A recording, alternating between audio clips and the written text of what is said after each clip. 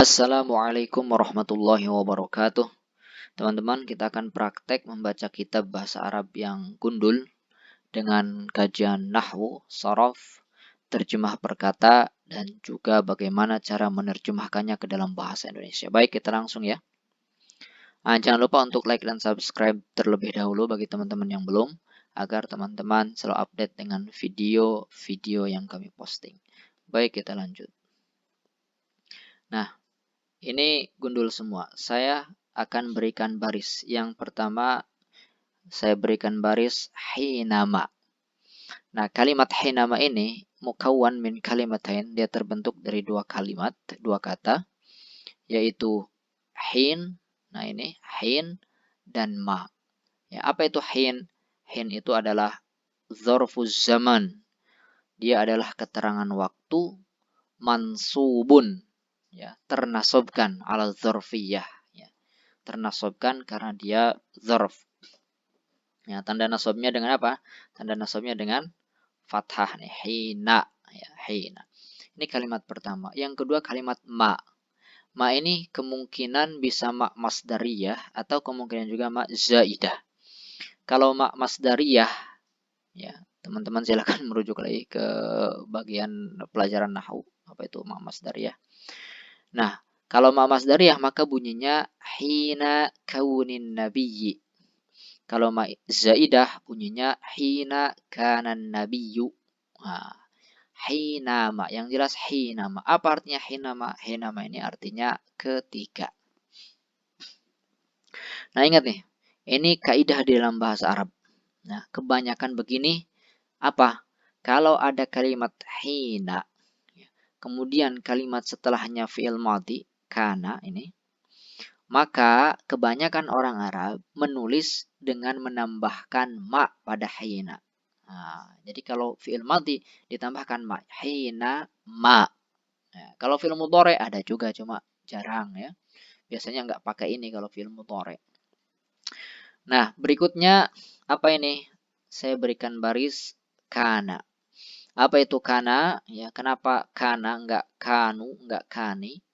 Karena dia adalah fi'lun madin mabniun alal fathi. Fi'il madhi yang mabni. Mabni itu tetap. Satu keadaan. Nah, mabninya dengan apa? Dengan fathi. Alal fathi. Fathah. Nah, apa bedanya al-fathu dengan al-fathatu? Apa bedanya ad-dhammatu dengan ad-dhammu? Al-kasratu dengan al-kasru? Nah, ini kalau al-fathu atau alal fathi ini bukan fathah. Nah, ini untuk mabni. Mabniun alal fathi. Kalau untuk mu'rab itu fathah. Ya, pakai ta akhirnya. Ya, fathun untuk mabni, fathatun untuk mu'rab. Misalkan mansub, tanda nasabnya fathah. Ya, mabniun alal dhammi, marfu'un alamat rafanya dhammah, ya. Nah, ini ulama membedakan ya. Kalau mabni fathah, kalau untuk mansub fathah. Nah, dia kana itu fi'il madhi. Apa artinya kana? Kana itu telah terjadi. Ya, fi'il madhi menunjukkan waktu telah. Berikutnya kalau ada kana, pasti dia ada apa? Ada isim kana. Isim kana pasti kalimat yang datang setelah kana. Nah, di sini ada an-nabi. Saya berikan harokat an-nabiyyu. Ujungnya dhammah. Kenapa dhammah? Kenapa tidak an-nabi atau an-nabi? Kenapa harus dhammah? Karena dia ismu kana. Isim kana. Isim kana hukumnya marfu'un. Dia terofakkan. Tanda rofa yang digunakan adalah dhammah. Kok yang digunakan dhammah bukankah tanda rofa bukan cuma dhammah? Emang betul. Tanda rofa bukan cuma dhammah. Ada 4 tanda rofa. Ad-dhammatu, al-waw, al-alifu, an-nunu. Dhammah, waw, alif, dan nun. Tapi di sini yang digunakan dhammah, kenapa? Karena dia isim mufrad. Ismun mufradun. Isim mufrad. Isim mufrad itu isim yang satu, tunggal, singular. Kalau bahasa Inggris. Kalau orang, seorang. Kalau benda, sebuah. Nah, ini nabi, seorang nabi. Ya, satu nabi. Nah, ya isim mufrad maka tanda rafa'nya dengan dhammah. Nah, nabi adalah sighah mubalaghah. Adalah bentuk mubalaghah. Mubalaghah itu hyperbolis, lebih banget. Nah, mubalaghah. Nah, wazannya fa'ilun. Nah, ini sighah mubalaghah dari fa'il. Ya, seperti alim, orang yang tahu. Kalau alim itu orang yang tahu, taunya tahu banget. Nah, syahid, orang yang menyaksikan. Syahid, nah, menyaksikannya banget menyaksikan. Nah, tadi kalimat alim itu biasanya digunakan untuk sifat Allah. Allah alim. Kalau manusia alim. Nah, itu nabi, ya, nabi. Nah, dari kalimat apa? Dari kalimat anba'a yunbi'u inba'an. Nah, atau inba'un. Nah, anba ini mengabarkan. Anba mengabarkan. Nah, nabi itu adalah orang yang mengabarkan. Nah, tadinya sighah mubalaghah. Di dalam kitab-kitab nabi itu bisa artinya munbiun, ya, isim fa'il, ya, isim fa'il dari anba kan munbi, ya, isim fa'il munbi. Nah, mubalaghahnya nabi.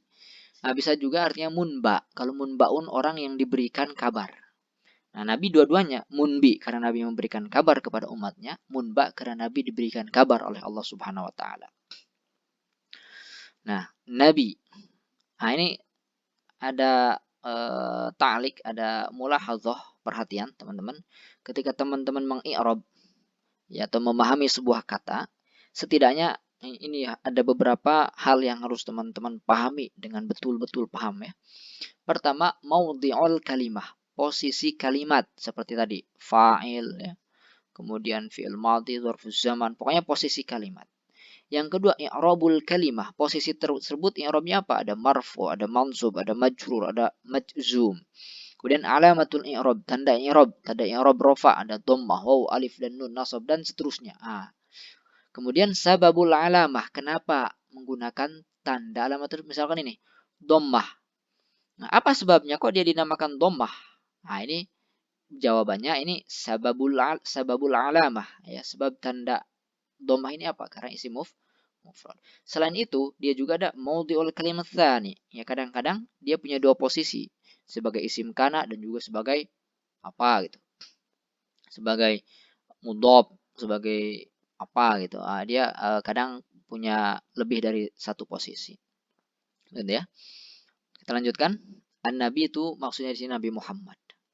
Ketika ya, telah terjadi Nabi Muhammad. Nanti saya terjemahkan ke dalam bahasa Indonesia. Ini kan terjemah perkataannya. Berikutnya, saya berikan harokat yata'abbadu. Kenapa yata'abbadu? Pakai dhammah ujungnya. Karena dia ini fi'lun mudhari'un marfu'un. Dia adalah fi'il mudhari' yang terofakkan. Kenapa dia terofakkan? Jawabannya litajarrudihi anin nasibi wal jazimi. Karena dia tajarrud, dia sepi, dia kosong. Anin nasibi dari amil nasab, wal jazimi dari amil jazm.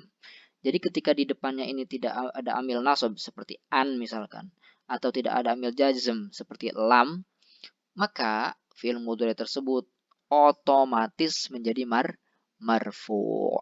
Tanda rofanya apa? Tanda rofa yang digunakan di sini adalah dhammah. Kenapa dhammah? Karena dia fi'lun mudhari'un sahihun akhir. Karena fi'il mudhari' sahih akhir. Fi'il mudhari' sahih akhir, tanda rofanya dengan dhammah. Nah, yata'abbadu itu terambil dari ta'abbada yata'abbadu ta'abbudan. Ya.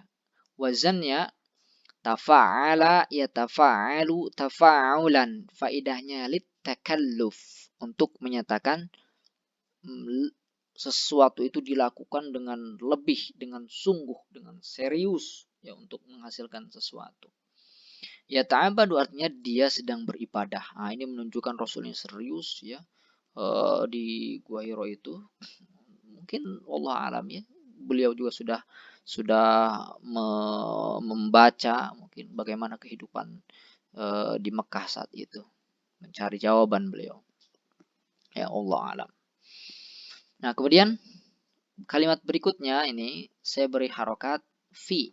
Kenapa fi? Karena dia harfu jarrin mabniun ala sukun. Gampangnya ini dari sononya. Fi ini mabni, begini bentuknya. Nggak dibaca fa, nggak dibaca fu. Artinya di. Berikutnya, kalau ada harfu jarrin, maka ada majrurun biharfi jarrin. Ya, ada yang terjarkan. Ini huruf jar maka ada yang terjarkan. Nah, di sini saya berikan harokat ghari. Kenapa tidak gharo atau tidak gharu? Karena dia majrurun biharfi jarrin. Karena dia terjarkan oleh huruf jar itu fi. Tanda jar yang digunakan kasroh. Kenapa kasroh lagi-lagi? Kenapa sebabnya kasroh? Bukankah tanda jar bukan cuma kasroh? Iya memang. Tapi di sini menggunakan kasroh karena ismun mufrad. Dia isim mufrad. Isim mufrad itu tanda jarnya dengan kasroh. Selain itu dia juga punya posisi yang kedua yaitu mudhof. Nanti di depannya mudhof ilaih. Ya, mudhofun ilaih. Nah, apa artinya ghari? Nah, artinya gua. Ya, di gua. Fi ghari ay di gua. Berikutnya, karena ini mudhof, ya, posisi keduanya mudhof, maka gampang. Berikutnya berarti mudhofun ilaih. Kalau mudhof ilaih kita berikan baris heroin. Nah, heroin dia mudhofun ilaih. Nah, mudhof ilaih ini hukumnya majrur. Majrur tanda jarnya kasrah. Lagi-lagi dia isim mufrad. Nah, artinya hero, gua hero. Berikutnya, kalau ini langsung saya berikan baris ala karena dia harfu jarin mabniun ala sukun. Nah, ini dari sananya ala. Nah, ala ini punya banyak arti, teman-teman. Banyak sekali. Silakan teman-teman buka video saya tentang huruful jarri ya wa ma'aniha, ya, huruf jar dan juga arti-artinya. Nah, di sini ya kira-kira maknanya ini bimakna ta'lil, alasan. Ya, ini bisa isti'ala majazan, bisa juga ta'lil. Saya menggunakan ta'lil di sini. Ta'lil itu karena, meskipun di atas tapi artinya karena. Saya terjemahkan secara kata itu di atas. Nah, ini huruf jar, maka berikutnya pasti majrur. Maka kita berikan baris adati.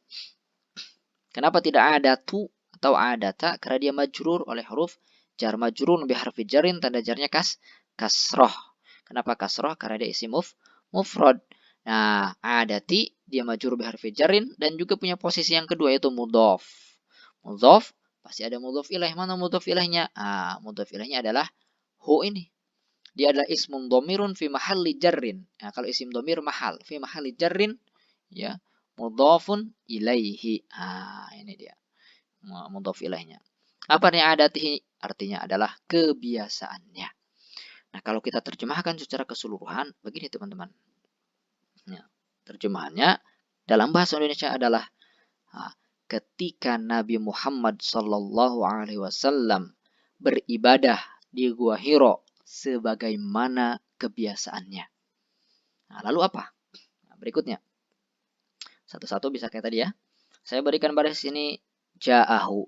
Kenapa ja'ahu enggak ja'ihi? Nah, atau ja'uhu? Nah, jawabannya karena dia fi'lun madin mabniyun alal fathi. Jadi ja'a itu fi'il madi. Mabdi dengan fathah. Dan hu, nah di sini hu-nya itu saya singkat ismun domirun fi mahalin nasbin maf'ulun bih. Jadi hu ini objek. Nah, teman-teman, hu ini objek. Nah, ja'a itu binaannya ajwaf ya'i. Ini kalau dalam sorof namanya ajwaf ya'i. Ajwaf ya'i itu ada huruf ilat di dalam kalimat tersebut, di mana huruf ilat tersebut berada di posisi tengah. Ya. Kalau fa'ala maka di ain fi'il dia, di ain. Nah, apa huruf ilatnya? Huruf ilatnya adalah ya, huruf ya. Nah, berarti gimana? Nah, ini kaidahnya dulu. Ini di kitab Qaidul I'lal ya. Idza taharrakatil wawu, kalau huruf wawu berharokat. Contohnya nih. Langsung ke sini. Sawana. Nah, ini huruf wawu berharokat. Oke. Wal ya'u atau huruf ya dan juga huruf ya berharokat. Contohnya ya nih. Ba'da fathatin muttasilatin, setelah huruf fathah ya, setelah sebelumnya ada harokat fathah nih seperti so dan ba. Ya, muttasilatin fi kilmataihima, ya, yang bersambung di dua tersebut, ya, ubdilata alifan, maka keduanya, apa yang disebutkan keduanya, waw dan ya, diganti dengan alif. Sawana menjadi sona, baya'a menjadi ba'a.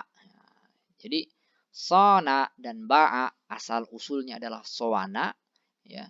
Kalau ba'a baya'a. Kalau ini ja'a aslinya apa? Jaya'a. teman-teman.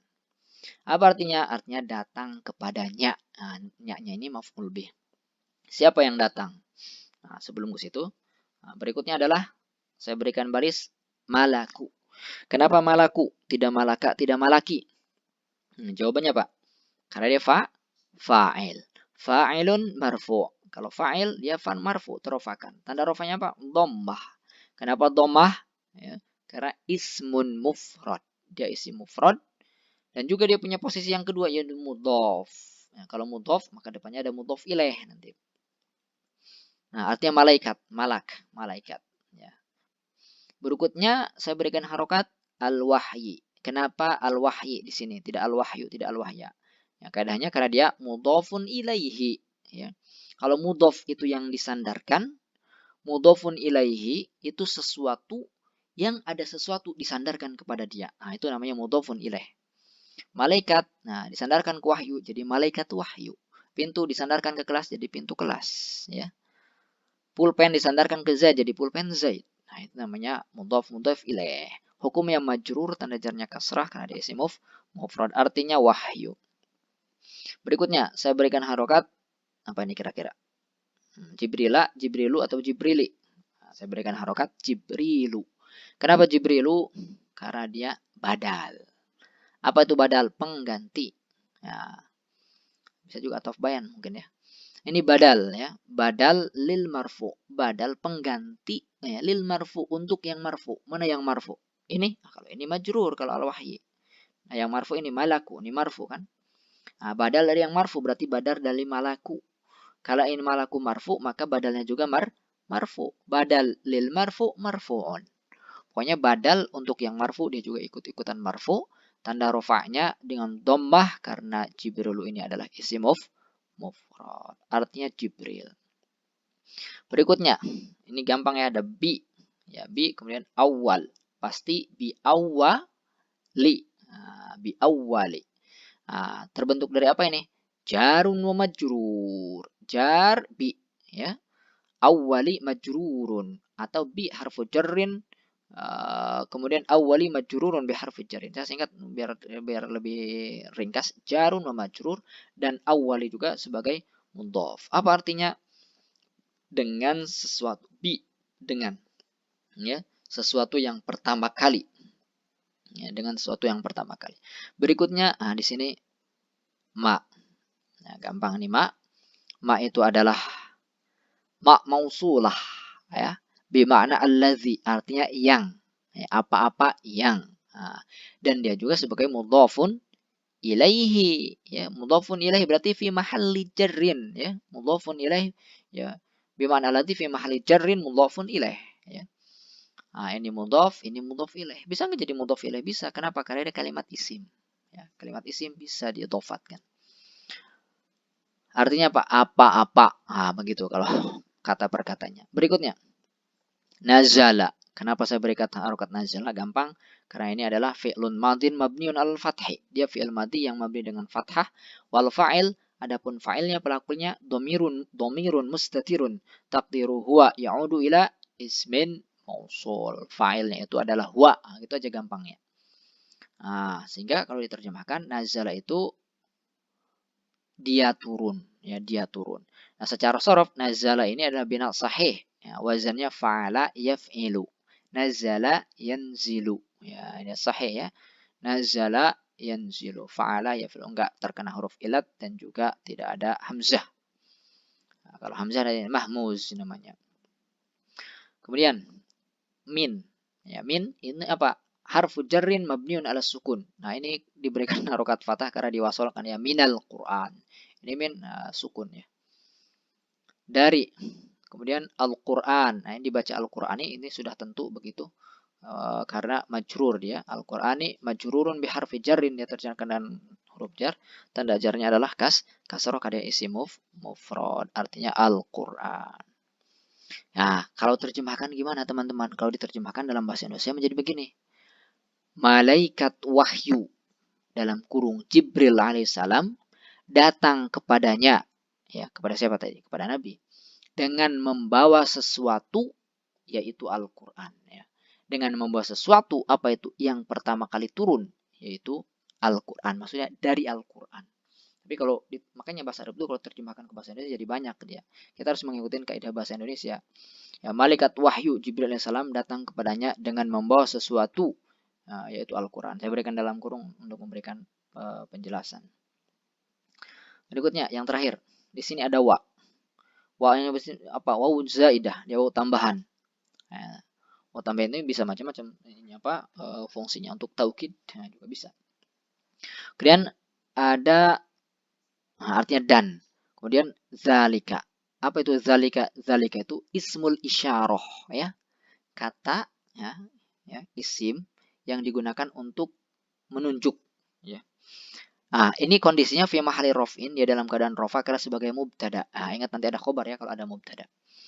Nah, zalika ini dia terbentuk dari 3 instrumen. Pertama za. Apa itu za? Za itu isim isyarahnya itu sendiri. Za. Ini artinya ini za. Jadi isim isyarah itu za. Ya.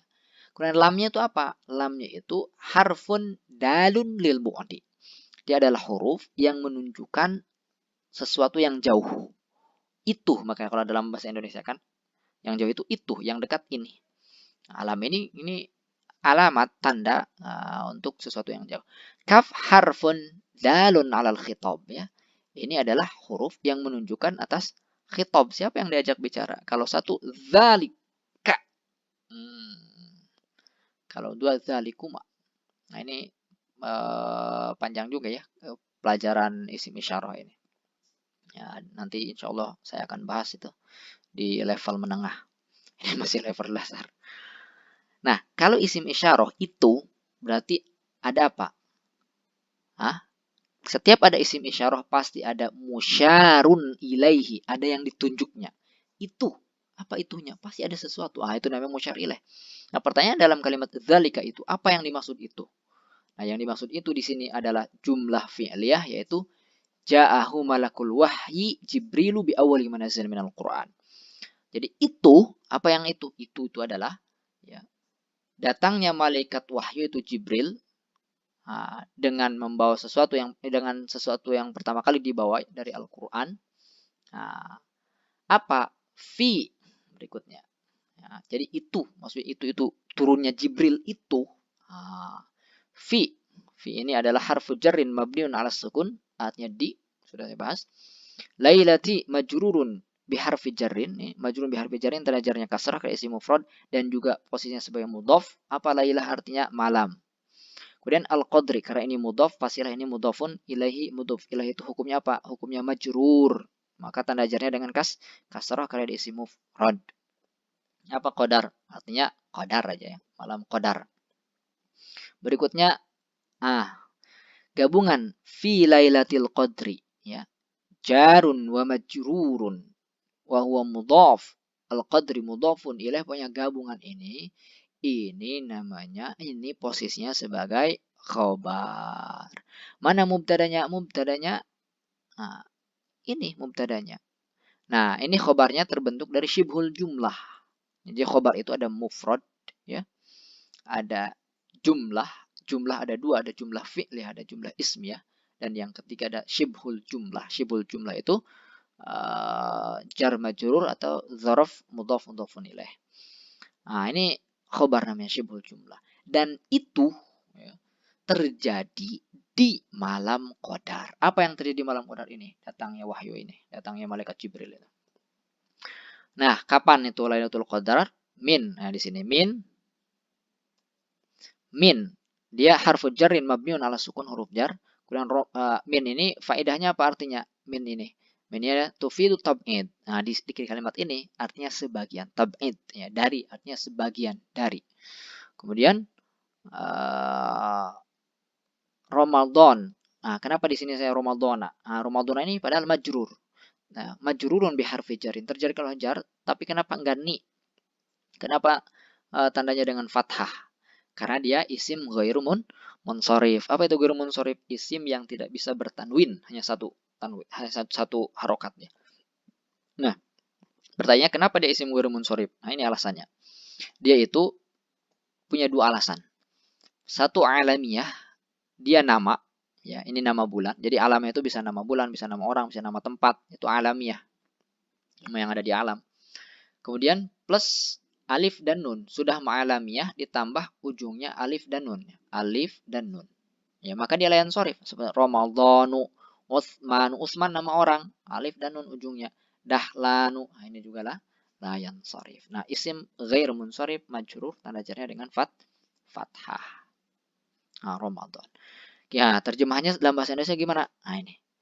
Dan peristiwa tersebut terjadi di waktu malam Lailatul Qadar di bulan Ramadan atau di sebagian bulan Ramadan. Ya, karena tadi letapin menunjukkan sebagian. Kalau kita terjemahkan secara lengkap, ya, hina makanan nabiyyu yata'abbadu fi ghari hira'in ala adatihi ja'ahu malakul wahyi Jibrilu bi awwali ma nazzala minal Qur'an wa dzalika fi lailatul qadri min Ramadhan.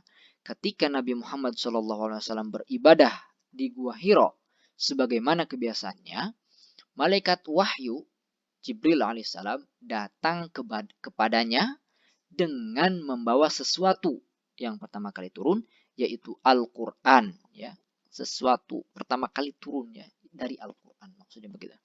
Dan peristiwa tersebut terjadi di waktu malam Lailatul Qadar di bulan Ramadan. Teman-teman bisa nih, nggak dibaca juga ya, dihilangkan. Ini lebih mudahnya dalam kurungnya. Ketika Nabi Muhammad SAW beribadah di Gua Hira sebagaimana kebiasaannya, malaikat wahyu datang kepadanya dengan membawa sesuatu, yaitu Al-Quran. Dan peristiwa tersebut terjadi di waktu malam Lailatul Qadar di bulan Ramadan. Demikian, mudah-mudahan bermanfaat. Silahkan kalau ada yang belum paham, tanyakan di kolom komentar. Nanti akan saya bahas. Mohon maaf apabila ada kekurangan, salah tulis, salah ucap. Ya, mohon dimaafkan. Assalamualaikum warahmatullahi wabarakatuh.